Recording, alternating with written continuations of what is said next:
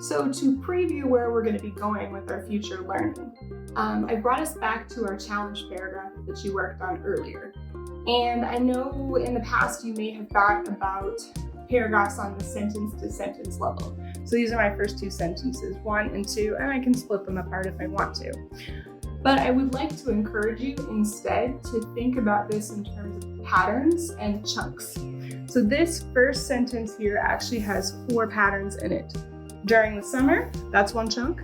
I decided, and then 2 try knitting. These are all separate components of the sentence. And technically what we have here is an introductory clause, a subject, a verb, and a direct object, something that's functioning as a direct object. And, our goal is going to be that you're going to be able to identify these chunks because the positioning of the chunks tells you where you need to put your punctuation marks. So in this case, I have an introductory phrase coming before the main subject. What does that mean for you? You have to put a comma.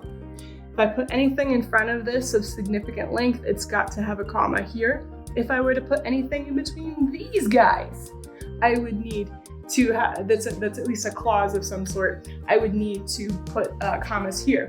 If I put anything here, like I decided against my better judgment to try knitting, I would again need to put commas there. This is about, again, the positioning of the chunks.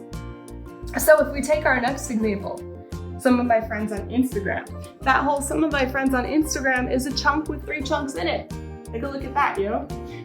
We have the main subject is actually this pronoun right here, some. I have 2 prepositional phrases. I can drop them and the sentence still makes sense. What were those friends doing? Well, some were posting. Yeah, that's a separate chunk right there. What were they posting? Well, now I need my direct object. It's all of that right there. Here we go. Slide that over so you can see a little bit better. I have 3 giant chunks here and the chunks have to stay together. I don't need to put punctuation in the middle of the chunks, all right? So if I were to interrupt here, I would need commas. If I were to interrupt here, some of my friends on Instagram who I met through school were posting.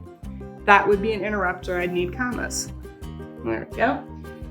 In our example here though, no comma there, but we have, and so I really wanted to give it a whirl. Notice that I have 2 complete subject-verb combos here. Subject, verb, subject, verb. If I have a blue and an orange, I now have complete sentences. What are my complete sentences? Joined by the fanboy and so right there. So I need a comma here, and I need a comma here.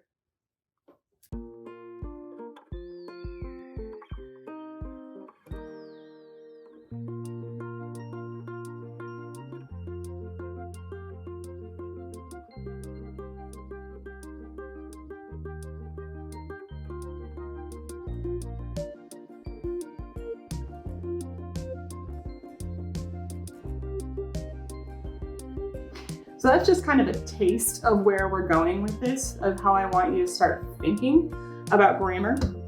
If you were following that pretty well, then I think you're probably going to start off at kind of an advantage here.